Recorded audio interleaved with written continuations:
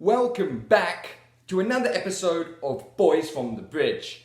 This is the official channel dedicated to yours truly, Chelsea Football Club, and football in general. Everything you need to know, everything you want to know, it happens right here, right now. Let's get into it. So, this is a review game to our game against KRASNODAR. This was the last game that we played at home against KRASNODAR in the Champions League. This was the sixth game, and it was a draw. The game finished 1-1, unfortunately. It was a bit disappointing. You know, if I was a fan that paid money to go see this game, I would be disappointed.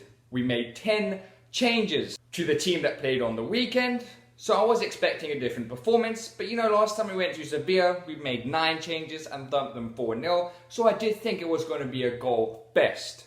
There were some highlights, some players that really starred in this game, and some lowlights, some players that disappointed and I expected a lot more from. In this video, I'll be putting the highlights in blue, that's all the good things, and the lowlights in red, that's all the bad things. Before I get into all that good stuff, please, if you could hit a like and subscribe for this channel, I'd really appreciate it. But let's talk about the Champions League. Now, Manchester United were 3-0 down after around 18 minutes, and they came back to still lose the game, thankfully, 3-2. So sadly for them, and good for me and a lot of other supporters, they'll be playing in the Europa League next season. Barcelona got thumped 3-0 by Juventus. Ronaldo scored 2 penalties and Messi didn't score, unfortunately. I'm a big Messi fan, so I expected a lot more from him. The PSG Besiktas game was called off after around 20 minutes due to a racial incident that happened by the 4th official. You know, we're really trying to cut this out of football completely, so I'm totally against any form of racism in the game at all. I am very happy that both sets of teams decided to take it in their own hands and walk off the pitch, and this game suspended. I'm guessing the game will still be played tomorrow, but it doesn't really have too much meaning. PSG are going to finish the group second, and Besiktas are going to finish the group last. So to see what happens there, it's going to be interesting. I'm so glad that both sets of teams took it into their own hands, realized that this situation was unacceptable, and didn't want to play anymore. However, my focus is on the Champions League game that we just played. It was a very interesting team that we played. Kepa finally got a chance after 2 months of being out, so it was good to see Kepa back in goals. He didn't have too much to do. KRASNODAR, when they scored their first goal, it really wasn't his fault. I don't think Mendy or anyone would have been able to save that shot. So I think Kepa had a decent night. He made 1 solid save. Other than that, he really didn't have too much to do. Was a lot better with ball at his feet, but I think that's because there wasn't any pressure on getting a result from this game. We already qualified, we already topped our group, so Kepa played decently. We made changes, obviously, to the back 4, to the midfield, and the striker. I want to start off with players that I really thought played very well. The first player I want to talk about is Andrew. Now, Tino Andrew made his first debut. He's been at Chelsea since the age of 7, so he must have been buzzing to finally get a chance to play and make his full debut in no other than the Champions League. He looked a little bit nervous at the beginning, which is obvious. He's only 19 years old and he's finally getting his debut. This is due to the fact that Ziyech is injured and Pulisic was on the bench. He played very, very well. I was very impressed with his touches. He did a lot of classy touches, back heels throughout the game that really impressed me. So it was great to see him getting a full debut. I hope that he will be seen again, as it's going to be extremely hard for him to get another appearance. But if he carries on training hard and players potentially get injured, hopefully not though, then he will get an opportunity. So therefore, Andrew and I am putting in the blue was a stand-up player for me. The second player that I am putting in the blue is Billy Gilmour. Now, Billy Gilmour has been out for a very, very long time. He was very good last season. He got a lot of accolades whenever he did play. When he played against Liverpool, he was definitely man of the match when we beat them in the FA Cup. And he looked very calm on the ball today. Did some very nice passes, won back possession. And it was great to see him getting some minutes under his belt. So therefore, Billy Gilmour is going in the blue. I think he's really going to be important for Chelsea moving forward this season, giving the likes of Kante, maybe Kovacic, Jorginho a break. I don't think Jorginho is going to be playing too much though, but still, it's really good to see Billy Gilmour back. I think he's going to have a huge future at Chelsea. He is still very young, and he's only going to get better. He joined Chelsea from Rangers at the age of 16, so he undoubtedly has a lot of potential. The next player I'm putting in the blue is Azpilicueta. Now, Azpilicueta has only played once out of the last 9 games for Chelsea due to the fact that Reece James has really come about as taking the right back position for him and also reinstated in the England squad. So therefore, he hasn't managed to play that much, but his leadership off the bench in the changing room has been immense, and he was very good in this game, looked very calm. Did get a yellow card for a silly challenge, don't think it should have been a yellow, but he was very good, did some good balls into the box, some good passes, so therefore I'm putting Azpilicueta in the blue, just because he's been so calm, and I know he's been frustrated that he hasn't gotten much game time, but he's come back into the squad and really played well today, so therefore I'm putting Azpilicueta in the blue.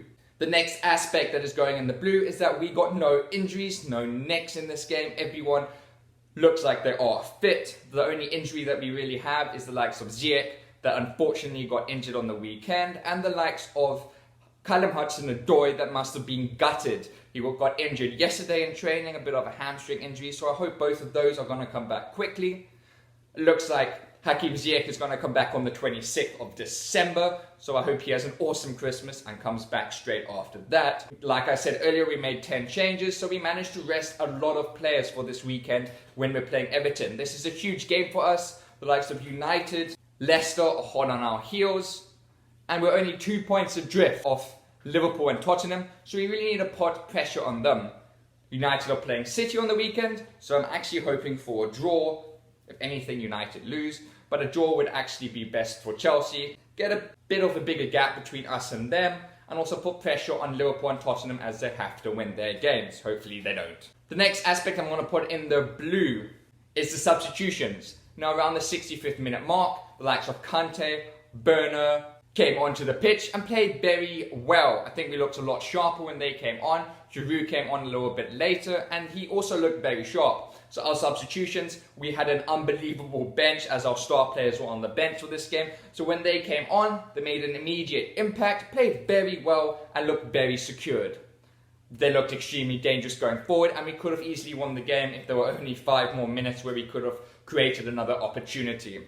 The players going in the red, I'm going to put the likes of Havertz in the red. Now, I know he got COVID and he got it extremely badly, so I'm not going to give him too much stick. I just didn't think he was sharp at all today. Did some sloppy passes and just didn't look like providing that killer ball that we're actually used to Havertz providing. He also looked disappointed when he came off the pitch. I don't blame him. I think he will be disappointed in his performance. He's going to struggle to get back into the team with the likes of Mason Mount playing so well and being the man of the match on the weekend. So Havertz really needs to step up his game. He's obviously going to have more opportunities to do this, but for now Havertz is going in the red as he didn't play very well. The next player going in the red is Emerson. Now, Emerson was classed at times, but his set pieces today were horrific. They were really bad. He couldn't beat the first man, so therefore I'm putting Emerson in the red. I would have actually liked to see the likes of Alonso play on that left-hand side, as we haven't seen Alonso play. Another player that I would have loved to see is Tomori. Now, Tomori still hasn't played since we played against Tottenham, and we went to penalties in that game and unfortunately lost. Feel sorry for Tomori, would have loved to see him. Other than that, I think no one really stood out besides the players that I spoke about.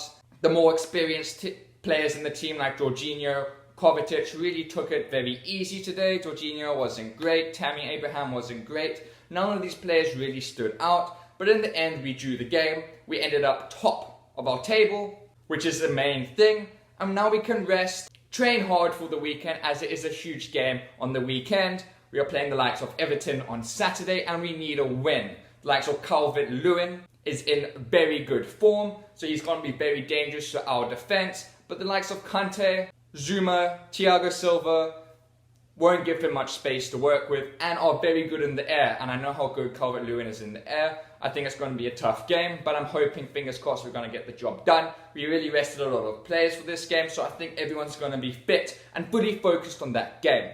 The last game of the Champions League group stages tomorrow. So I'll be reviewing my predicted Champions League groups. I did a video where I predicted where everyone was going to finish. I'm going to go through that, see how many of those teams I actually got right, and I'll also be looking at the teams that Chelsea could potentially face in the round of 16. This is extremely exciting as we look like we could definitely go very far in the Champions League this season.